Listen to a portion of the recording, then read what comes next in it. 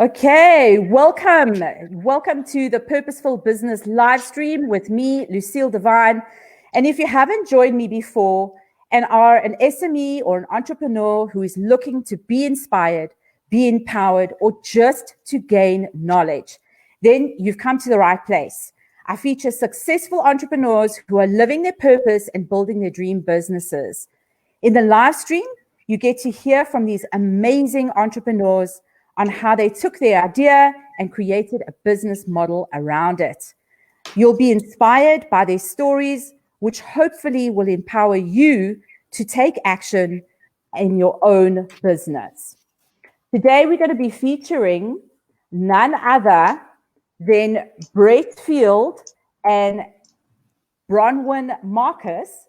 In tonight's live stream, I'll be talking to these two influencers who will be sharing their unique insights around the rise of the new media influencer.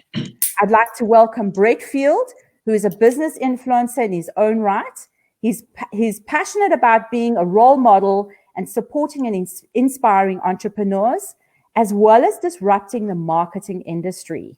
My next guest is Bronwyn Marcus. She is a journalist and a blogging influencer who enjoys sharing her passion of food and entertainment with her followers in and around the Durban area. Welcome, guys. Let's pull you into this live stream. Hi, Lucille. Hi. Hi, guys. Welcome to the live stream. You know, we're living in exciting times, and one of the main reasons why I wanted to talk a little bit about influencer marketing, especially in today's day and age, is because I strongly believe that a lot of people don't really understand what influencer marketing is or how to even use it as a marketing tactic. So welcome to you both. I'd like to pose the first question, and as we go through, please, if you are part of the audience, feel free to comment below and ask any question. Anything that you do ask, I'll put up on the screen, and I'll ask my guests to please answer those questions as well. But let's head on straight into this. And I'd like to pose this question to you right now. Brett, what do you believe is an influencer? What is this? Well, I think at its most fundamental level, an influencer is anybody who has an audience who trusts them on any topic. And because of that underlying trust, they will have an influence over a particular subject with that audience. And I think the easiest example would be your parents. You know, anybody who has ever looked up to their parents for guidance, that's at its fundamental level, that's what an influencer is. Obviously, here we're going to steer into the influencer in the digital and social media arenas, and that's very different, but it's still got the fundamental underlying trust that allows somebody to build this trust over time with an audience, and then they will influence their decisions and their buyer behavior or the way that they think, the way that they do things, the way that they live their lives, their consumer behavior, all different aspects of life can be influenced. Yes, I strongly believe that. And you picked up on one fundamental key that I think a lot of people miss when they look at an influencer is that word trust. It is that trust relationship that often will stimulate and actually pivot an influencer into that mark. Bronwyn, let me pose that question back to you. What do you believe an influencer is, in your own opinion? Okay, well, to be honest, I've been in this industry for a while, but I've only really learned the jargon recently. So only the last 4 months, I've realized that I am an influencer. I didn't realize that I was that, to be honest. So this is all very new to me, this whole world. But to me, it's exactly what Brett said, but it's also it's having an impact between you're a mediator between a brand maybe and then the consumer. So it's what Brett said, that's the foundation, but then it's actually going further, and you the mediator between brand and the viewer or the audience, or that's so you've got a very important role to play, as an Yeah, influencer. I think that's also important because you brought in another element here. It's almost that bridge between the two. So you kind of placed in the center where you're talking to community, but you're also talking to brand and bringing those two together. Is that what you're trying to say there, Bronwyn? Yeah, that's what I mean. And Yeah. not just brands. I mean, it can be anything. It can be NGOs or businesses, which, I mean, that is brands, but it can be churches. I mean, it's just getting a message out there to a wider audience, basically. Yes, yes. Yeah. And Brett, what are your feelings around that? I mean, especially when it comes to influencer marketing, is it based in behind a brand or a product? Do you see it as a community? How do you see this being positioned exactly? Well, I think it's evolving, and it's something that the world is starting to come to grips with. But I very much see influencers being the curators of their community, and their community might be a demographic, it might be around a psychographic, it might be around a particular product or lifestyle choice, or whatever their niche, no matter how narrow or wide it is. They are the curators of information, and that is typically coming from brands or the media in general, and then they mediate that down and they curate it for their audience who trusts them, to that the information that they put down there is what they're looking for and in line with their community values and what That's they don't. They no longer have to go and try and navigate the interweb on a particular topic, because this influencer has this passion for this and they've built that trust with that audience, so they trust them that what they are saying has the right research and backing, so that That's perfect, because it brings me to my next question. And this is a question that I often get posed, especially when we are talking marketing strategy. And I'd like to hear from both of you when it comes to this, is how would you identify the right kind of influencer for the right campaign? Brett? Yeah. So it depends largely if it's an agency or the brand directly, because they'll have slightly different strategies. What I would do if I was the strategist is I would identify who my bullseye influencer is, who is exactly on target, exactly talking the language, the values, everything about the brand. And then I would then widen that and get other influencers where that sort of starts to dilute, and then take that and I would then invite them in. I'd pay them as junior strategists in a campaign right up front, paid before we've even chosen the direction or exactly bedded down the campaign, and understand from each of them individually how their audience works, how they think, what they want, how they process information, what types of media works best with them.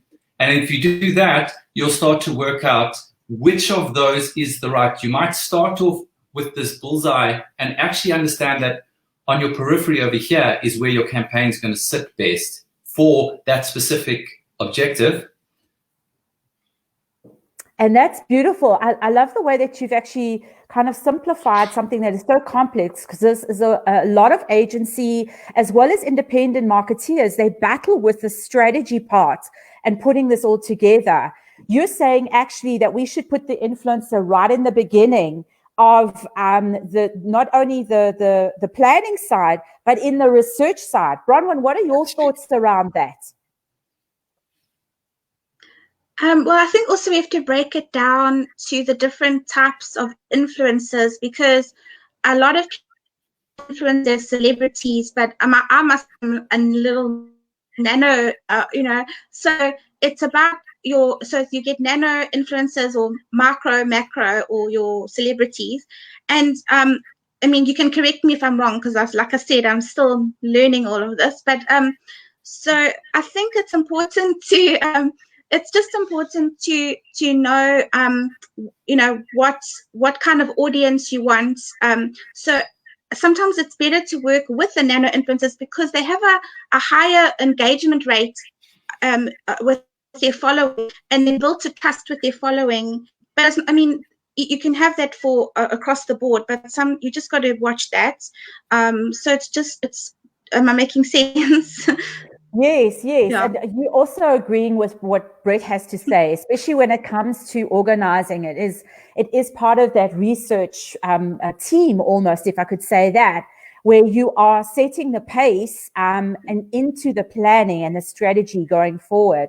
And although you've only realized now that you're an influencer, it means that you have built that trust yourself, Bronwyn.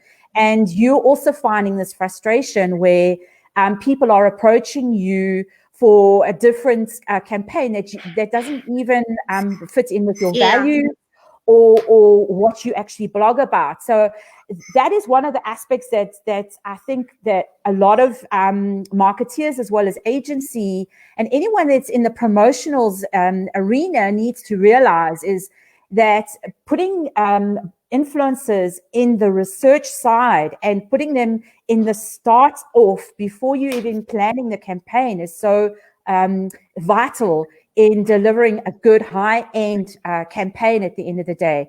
Britt, do you want to add anything else to it? Because this is quite an important part of the strategy and planning. So I think Bronwyn's hit on a really critical point, and that is that there's a wide range of different types of influencers, and I think incorrectly what a lot of people do is they make it hierarchical, and they think that one is worth more than the other. 5 nanos equals a micro, and it really comes down to the type of campaign that you're gonna run. And it might be that different levels or different parts of the campaign are better suited to different types of influencers. And I think what's becoming very interesting in this space at the moment is particularly the nano influencers. And we've seen the likes of Continuum, the platform that's coming out that's allowing brands to understand their audience in terms of what their influence is of people that are not knowing or calling themselves influence, and they might have 10, 15, 20 followers, but if they say something, people take action, and that's influence, as opposed to somebody who might have 10,000, but if they say something, nobody takes action. And that's the difference between an audience and somebody who's an influencer to an audience. Oh, I absolutely agree with you there. This is a perfect example because I can see Brett is very comfortable in this space. Maybe do you do podcasts? Because I'm more comfortable writing. So speaking for me obviously is a little bit more challenging. So if somebody is wanting a podcaster, not going to be me. So if you see, it's just choosing the right person for what you achieve. So yeah. Yes, and it's very relevant with regards to what you're saying there, Bronwyn. It's 9 times out of 10, it's the first mistake that any marketeer, agency or PR agent makes, is they don't go out and actually engage with the actual influencer. And these are kinds of things that we need to bring to light in order to educate our marketing as well as agencies and PR agents out there, because they're missing the boat from the get-go. So it's wonderful. I love the points that you're bringing out. I think it's so topical, and these are the things that we absolutely need to talk about. The next, which brings me again to my next question when it comes to influencer marketing, is what is one of the biggest misconceptions that you feel is happening right now in the influencer arena? Bronwyn, I'd like you to take lead here. Okay, well, in the blogging world, this was quite. I just saw myself as a writer, and I would do content for people's websites, and I had a following on my website and a small nano following on my Instagram. So I would use that, to advertise or market people's brands.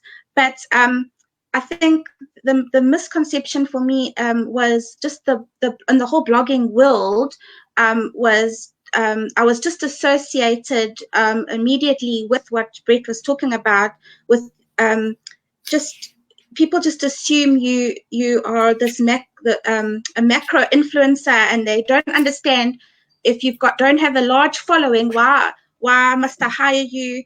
They don't see your value. Like for me, for instance, they don't know that I've got partners with radio and other businesses that can benefit them.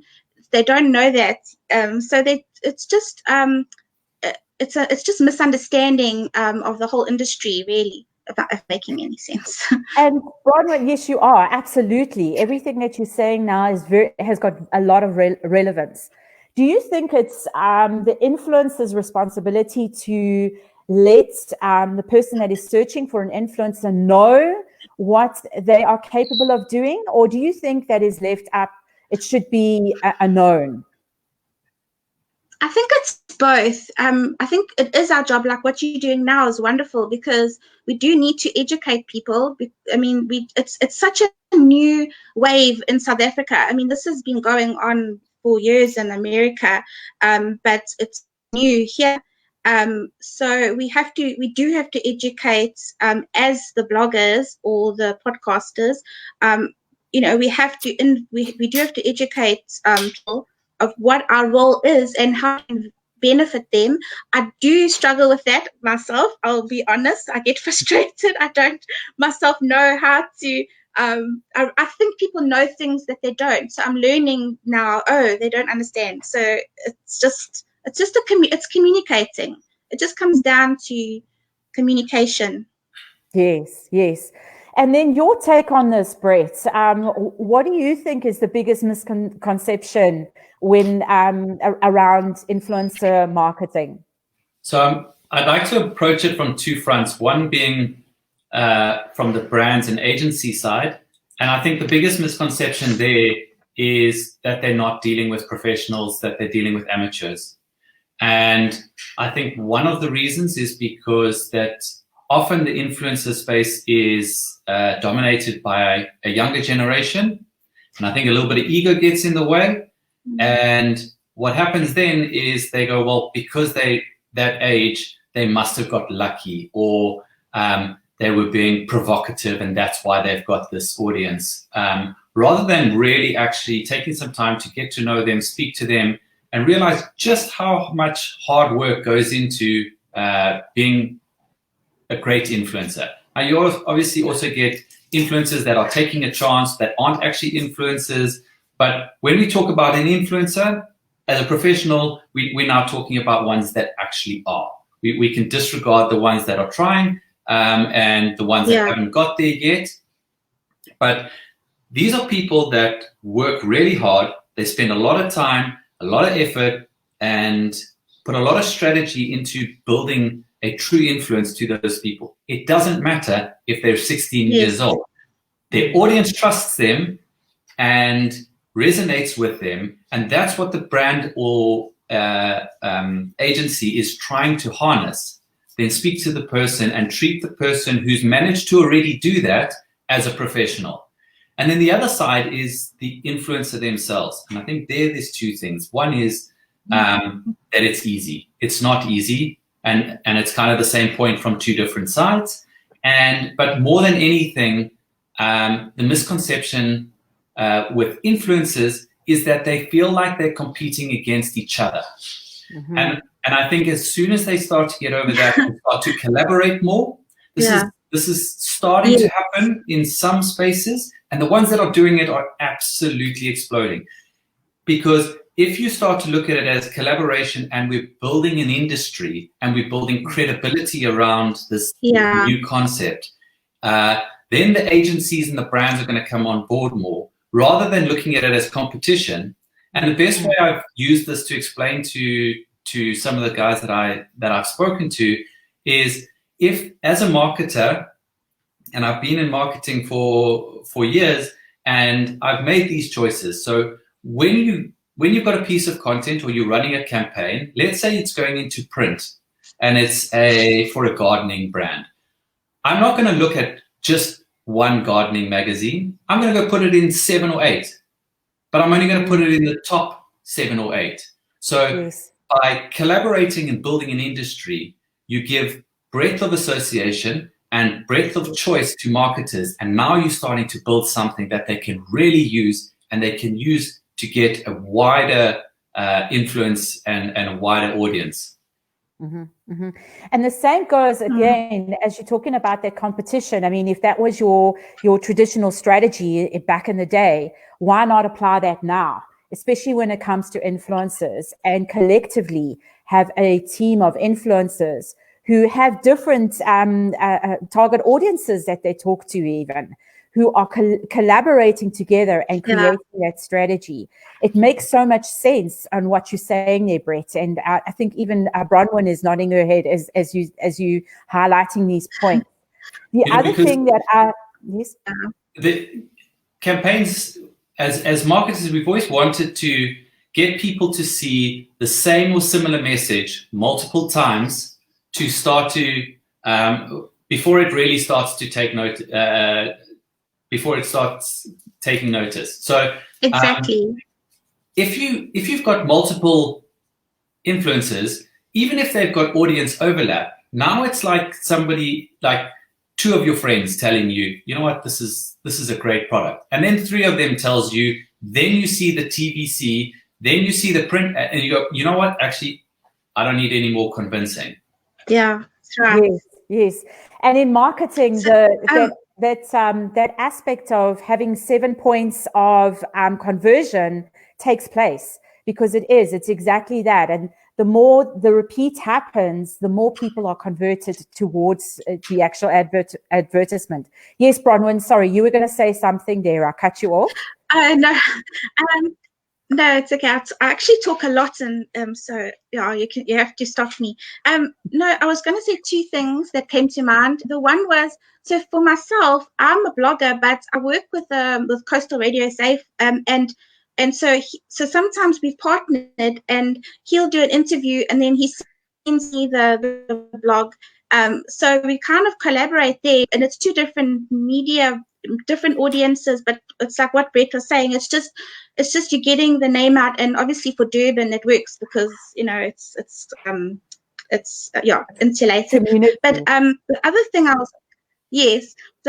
was gonna say, just stop me if I'm talking too fast, is just with this question, misconceptions. One of the other misconceptions, just topic, is that you have young people saying, "I want to be an influencer," and they're kind of aiming for this as a career choice. And I think for many of us, this happened accidentally. I mean, I don't think I'm the only one.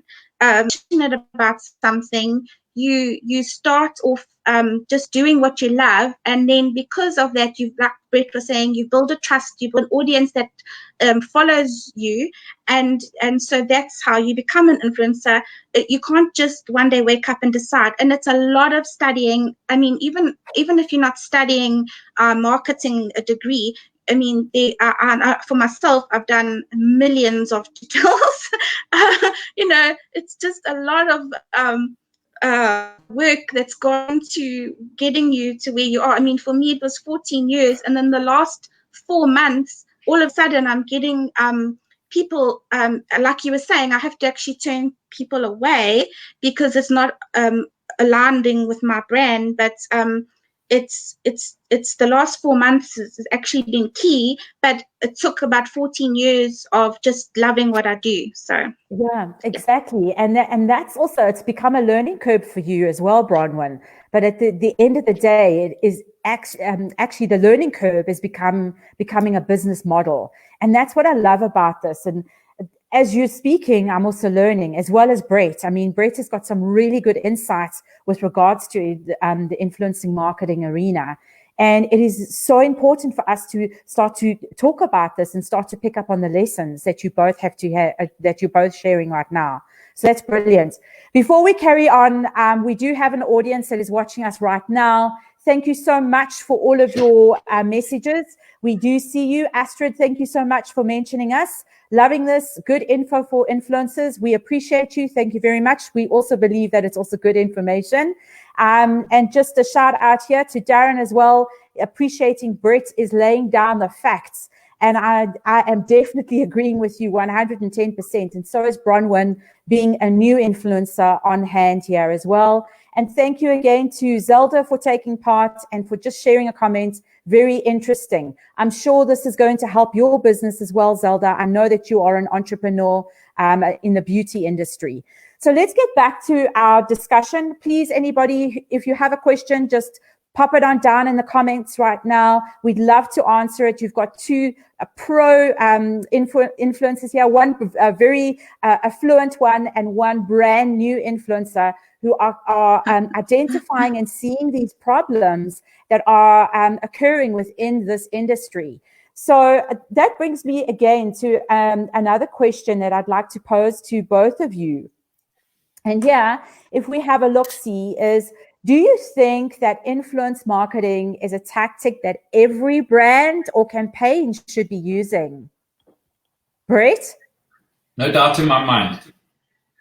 I would go so far as to say that right now, it's the most underpriced media, and that anybody who's not looking at influencer marketing right now is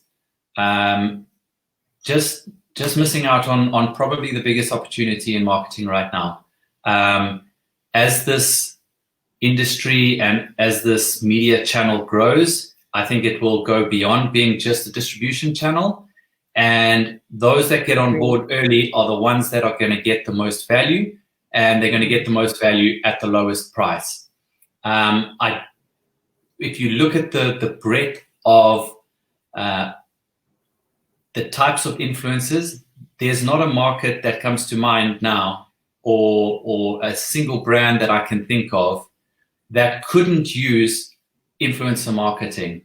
They will certainly use it in their own way, and there will be nuances throughout, but to not be considering, and not just considering, I think that brands should be putting significant budget of every campaign behind influencer marketing. And I'm not talking dipping your toe in for a single blip or a little flash to try and get a campaign a little bit more excitable and putting 10%. I'm talking considerable budget. I'm talking 30, 40, 60, and in some cases, I would be putting as much as 80% of a campaign budget behind influencer marketing. Yeah, absolutely. And again, here it goes into that fundamental, which we spoke about earlier, is having influencers to come in right at the development stage, that research development, that R&D stage, and then outlining the entire strategy and the plan going forward. So I absolutely agree with you. Bronwyn, your feelings, your thoughts around this? Well, I mean, obviously I would say yes, but it is the way that the future is going this way. And we print media is there, but it's maybe a backup, I would say. So this like video, especially even TikTok. I mean, I even registered for TikTok. I had my 14-year-old son, oh, he'll kill me if I said 12, 14-year-old son laughing at me because I'm joining. But it's just the way that's where the audiences are, and even to market it to the young audience, because they are your future buyers. So it's actually it's all of this is very exciting. Yes, I also agree with that. And again, we're going back to that research and development side again, and 9 times out of 10 what I find is that the brand or even the agency that is representing a brand is not in tune with the actual targeted audience. And they miss the boat slightly because they don't know where these audiences are hanging out and which channels they are. Brett, have you come across this, and what is your suggestion with regards to this? It's a massive problem, and I think TikTok is probably the one that's best to illustrate it. There's still this naive idea that TikTok is a place where young teen girls lip sync, and it's not. Fastest growing social media platform in the world, and to ignore that is insane, in my opinion. You've got the likes of Charli D'Amelio, who absolutely skyrocketed to stardom, and she had no idea why it was happening. Probably, in my mind, one of the nicest and most humble influencers in the world right now. And I think what happened so nicely there is that she was so genuine that when her account started exploding, I don't know exactly what it was, but I mean, she was hitting multiple millions within weeks. And she changed her bio to, I don't understand the hype either. And that humility just skyrocketed her even further. And then she was lucky to have parents with good savvy who enlisted the likes of VaynerMedia, and they managed to assist her, because with that level of stardom comes all the dark side of social media, people rocking up at her house. Absolutely. And people saying, all of that starts happening. And within a year or year and a half, she's in a Super Bowl ad, most expensive media slot in the world. And that happened a couple of months ago. Now, if the Super Bowl ads are using TikTok social media influencers, she wasn't anything. She wasn't coming from another. She wasn't like Logan Paul or one of those that came from Vine and then readapted and was well suited to the platform. She started on TikTok. She exploded on TikTok only.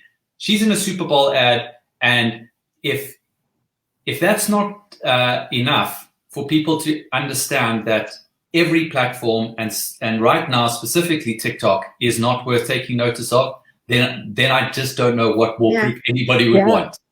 Yeah, I totally agree with that. Yeah. And that's why it's so relevant to do that R&D from the beginning, from the get-go. All right, we've got a question here. Let's just put it up on the screen so you can all see. I'm just going to read it out for you. It's quite a biggie. Would it be more beneficial to maybe join or start your own group of influencers to work with and collaborate with, like a lot of influencers generally do? Do you think it would be more valuable to be the individual trying to bounce off and collaborate with as many other influencers as possible?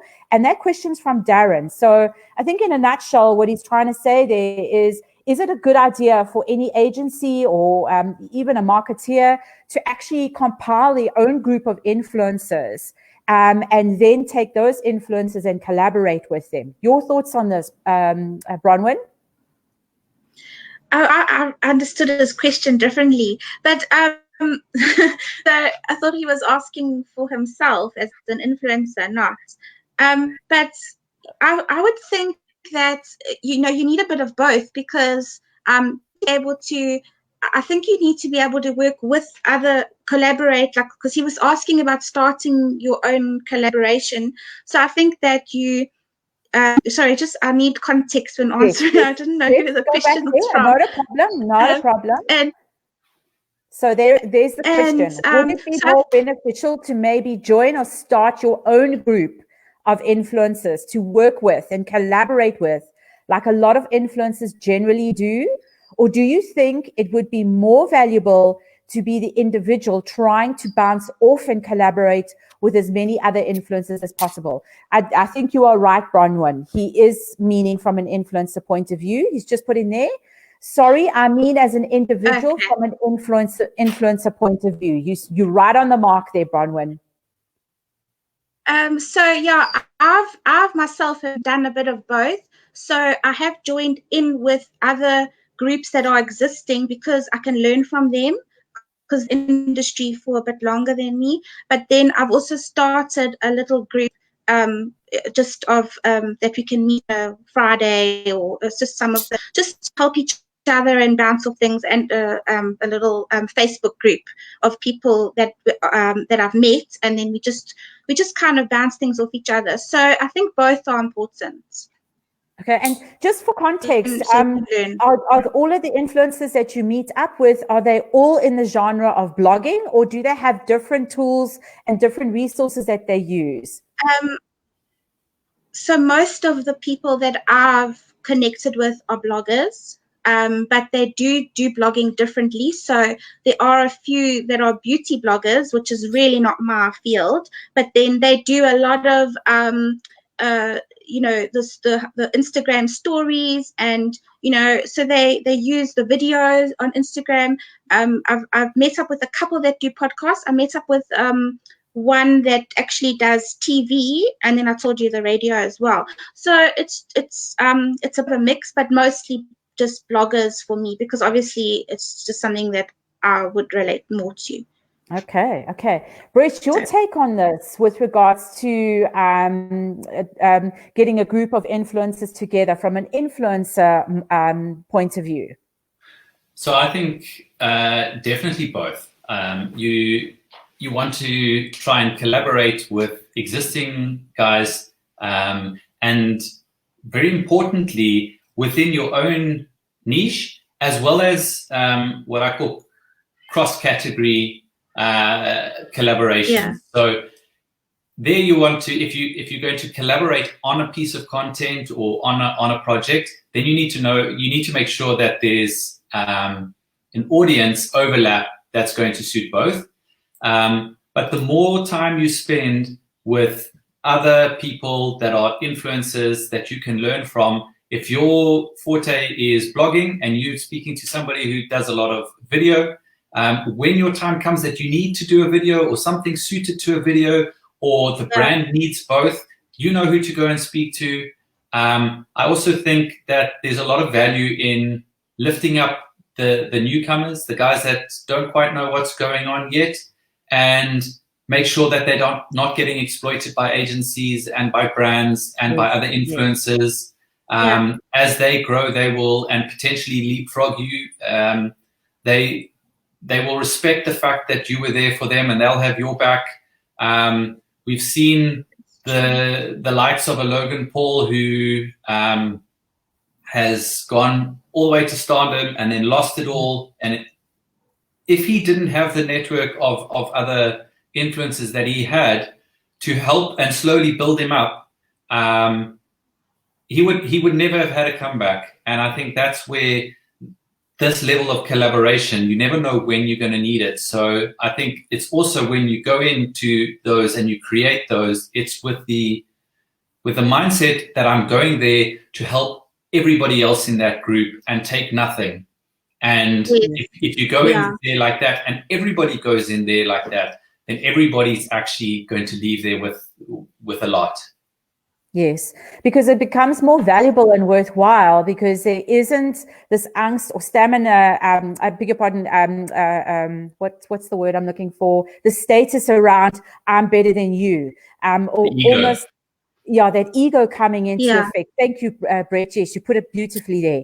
So I think at the end of the day, another thing and another aspect which you've brought up there beautifully, Brett, is that collaboration becomes your network. And it's that net worth that also can help you to succeed and elevate you, or and also can share with collaborative work as well, which I think is so important going forward as an influencer.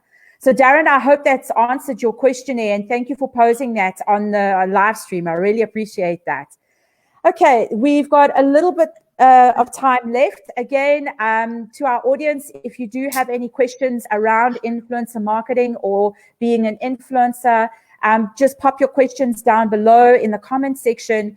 We promise that we will answer any questions that come up in the comment section. We're here to serve, and we're here to also enlighten and educate, as well as inspire you if you happen to be in influencer marketing, or even if you're a marketing agent, an NPR, or even an agency who is looking to understand this whole big kind of wave that is happening. There is going to be a new influx of influencer marketing, and I think you both will agree with me that influence marketing is going to only start to seed itself more and more going into the future. So I'm going to pose one last question to you, and we'll take one more look on the comments to see if there are any comments that are coming through. And this is something that I believe a lot of people also tend to ask when it does come to questions around influencer marketing and the strategy thereof, is how would you identify who's the right influencer? So I have a campaign or I have a brand that I'm wanting to promote. How do I identify the correct person or the correct influencer for my campaign? I'm going to hand it over to you, Brett. Let's hear your opinion around this, please. So there's a few ways. I think that any marketer or agency that is in tune with their audience or with their demographic should already be aware of who their top influencers are. That doesn't necessarily make them the right influencer for the campaign, but it is a good starting point. And there again, agencies and brands mustn't be scared to then say, okay, right, we want to pay you for your time. Come give us an hour of consulting.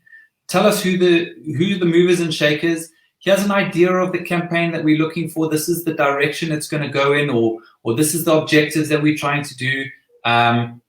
Even if they're not the right person, they can direct you to the right people, as well as give you an idea as to why those specific people for specific points are the right influencers. Yes, beyond that, there's more and more platforms that are coming up. They come with some challenges in some instances, but they certainly are a good start. There's Webfluential and Humans, and the likes of those platforms are starting to be able to identify influencers. On the nano side, there's Continuum.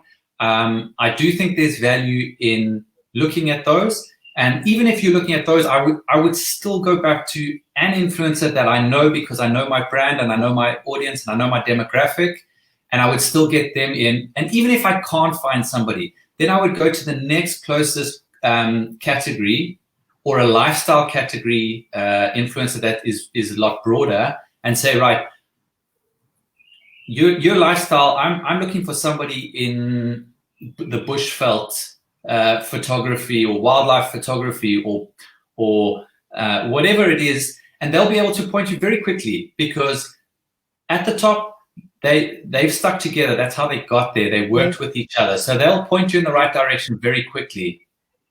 Yes, very true. Bronwyn, your take on that with regards to where would they find the right influencers?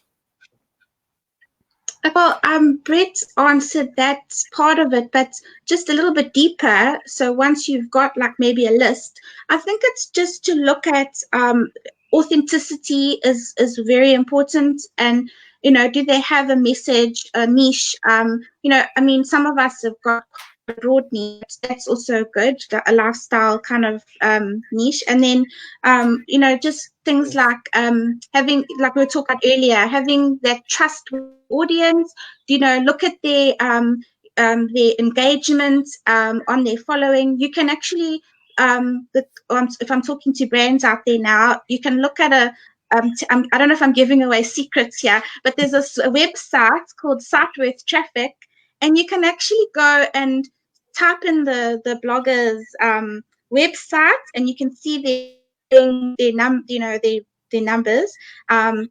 So those sort of things. And also just ask them for a media kits and rate card. Obviously, I'm just talking for bloggers. Ask them, and then they should have a good. You should have a good idea of everything from there. Okay. So yeah. So that's also on the metrics side, is that using sites like this quickly identifies the influencer and their following, which is also an important aspect. However, as we discussed earlier, I also don't believe it's just the amount of followers that you have. I do believe it's the amount of influence and trust that you actually have within your community. So thank you for that, Bronwyn. Thanks for sharing those secrets. I'm sure people are taking notes. All right, I'm going to just go back to the comments here. I see that we do have a few coming through. Okay. Darren is saying he absolutely loves all of the comments. Love the response. Thank you. I'm sure that we actually helped him there. Let's go to the next one. This one's from Sean. Is how do you about finding the correct influencer for your business? How do you go about finding the correct influencer for your audience? I'm sure that's what you wanted to say there, Sean.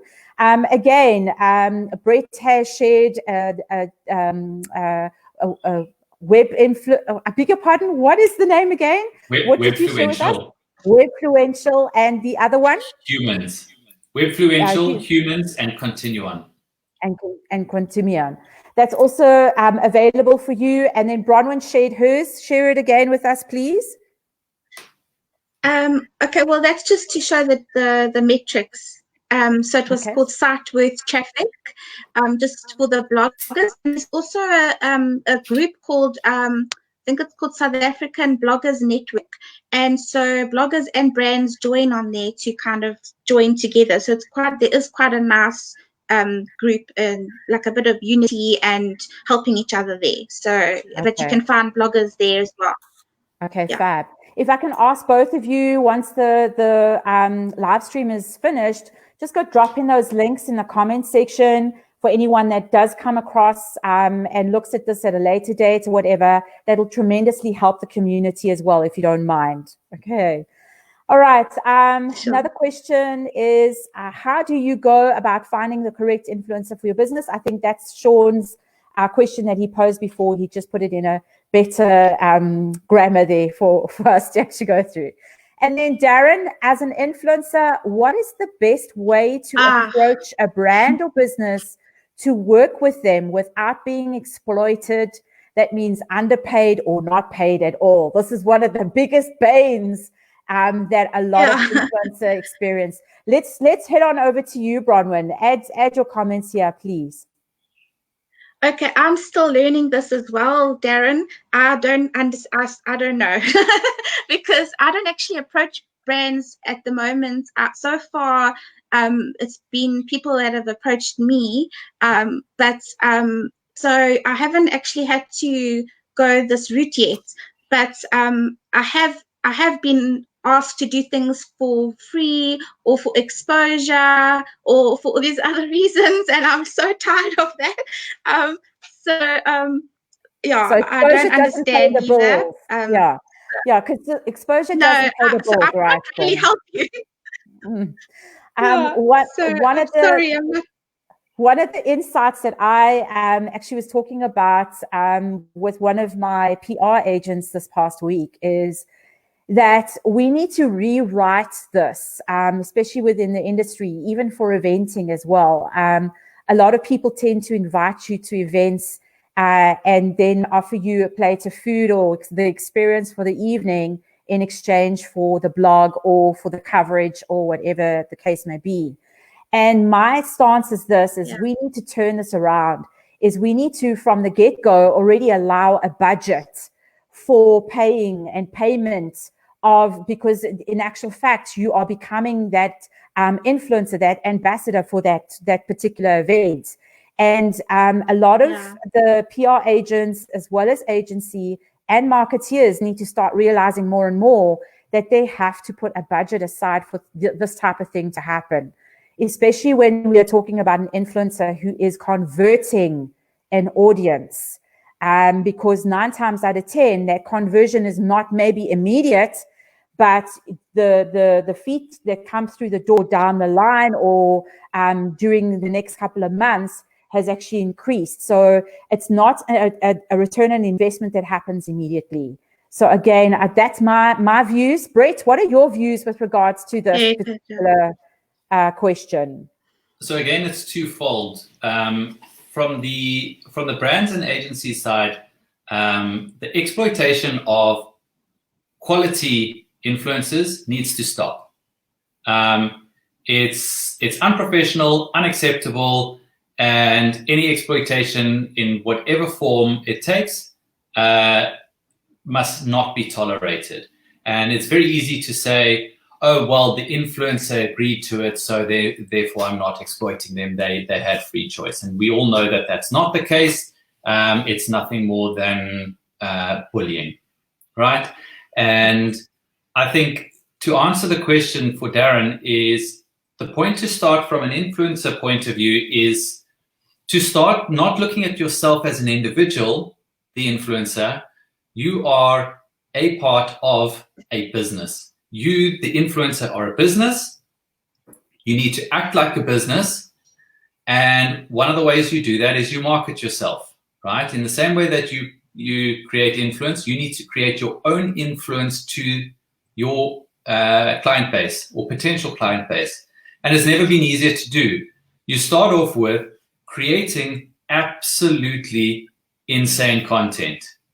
And that content is so good that it is desirable. As soon as it's desirable and it holds an audience, then you can start to attach value. Then you go to your other influencer groups and your other people, and you say to them, guys, what are people charging?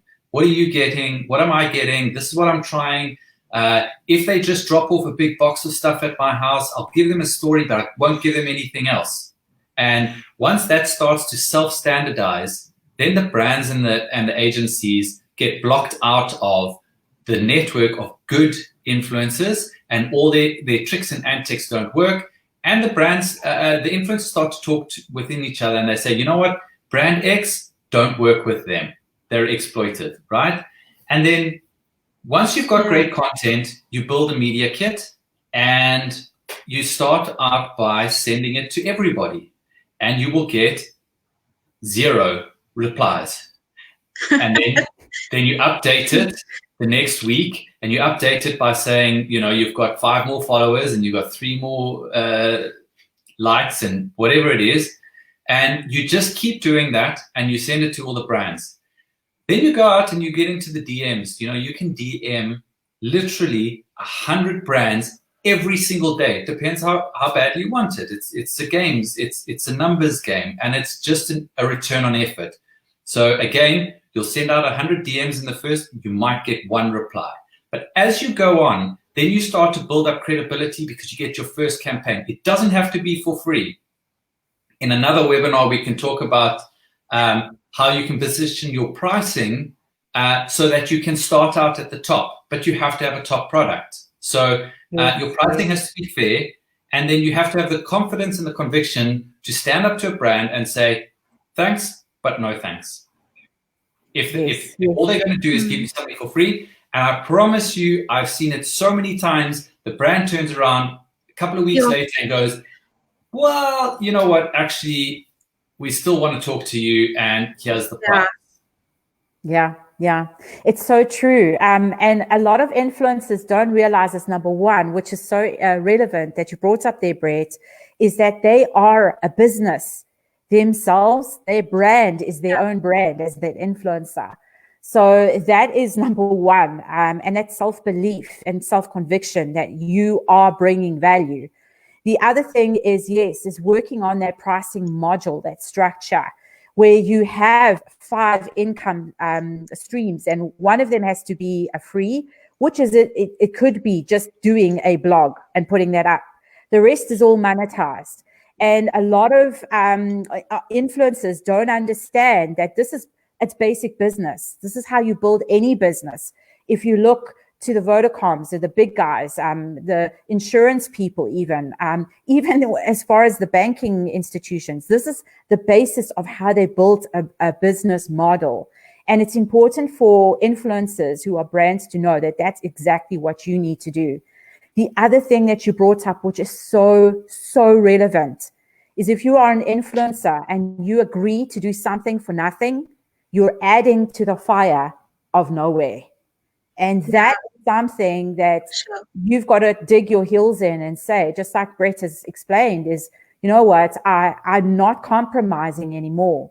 And that is why I think this subject in particular has to be spoken about. It is very relevant for where we are right now. There are far too many amateurs that are out there that are not recognizing themselves as brands either, that are accepting the exposure or the product in exchange for money. And this sets a precedent across the board. and those who are wanting to be serious, who are dedicated, who are taking the time to DM, who are working on building their brands every single day, every single minute, they're the ones that are suffering because of those people that are coming forward as such. So but they still come out on top. The ones that treat themselves, and while the others that do it wrong make it harder for the industry to progress, every single person that stops and says, right, I'm taking a stand, I have value, and I'm going to demand that value, a fair value, and I'm going to deliver a phenomenal product, and I will do it on time, on budget. Those people progress it at the same time, infinitely or exponentially more than the ones that bring it down. And that's where we see the quick divide between the ones that make it and the ones that don't. Yes. Well, in a nutshell, that's what happened to me, because I was doing it as a hobby writing, and friends said to me, is this a hobby or is it a business? And so I had to take it seriously, and I developed a brand and all these things that you're talking about. And another friend of mine who's a financial advisor said to me, you must know your worth. And I think that's especially with us girls, ladies, we don't always know our worth and what we've actually got to give, and so we just settle. So no, we mustn't settle, and we must know our worth and say no to this. Yes, Anyway. I agree. So this is very insightful information. I've learned quite a bit. I'm going to summarize now just very quickly. Before we go, we've got one more comment here from Darren, who says the response was so valuable. Thank you. Thank you, Darren. Thanks for taking part. We really appreciate your questions that you pose to us. And yes, more and more, we need to start discussing these things. We need to start to actually highlight exactly how this model needs to be rewritten, reframed, and repackaged for the marketing going forward. So I'd love to have the both of you back on for a further chat around the rise of the new media influencer. I do believe that we've got a lot more to share. I mean, this was just touching the tip of the iceberg. Yeah. I don't know how you guys feel. Absolutely. Yeah, for sure. So much to say. Yeah, there is. All right, so I'm going to thank you, our audience. Thank you for popping in. Thank you for watching. Thank you for your questions that you posed and all your positive comments down below. Bronwyn as well as Brett will come back in and just drop in those sites that they had mentioned when it comes to looking for the right influencer. And maybe you want to go and be a part of them as well, if you are an influencer, because again, it just helps to seed you. It gets your mindset ready to becoming an influencer and actually making an impact in your own community. Guys, I'm going to say thank you very much for hanging out with me this evening. Thank you, Brett. Thank you, Bronwyn. It's lots of fun. Thank you. Thanks for having me. It wasn't so bad. Yes, it's my pleasure. I absolutely enjoyed hanging out with you guys. Very insightful. I've made notes of my own as well. And I'm going to also come back towards this. I just want to pick up on a couple of things that both of you had mentioned, which I do believe we need to make up another webinar around. Thank you so much for joining me, and thank you to our audience. Good night.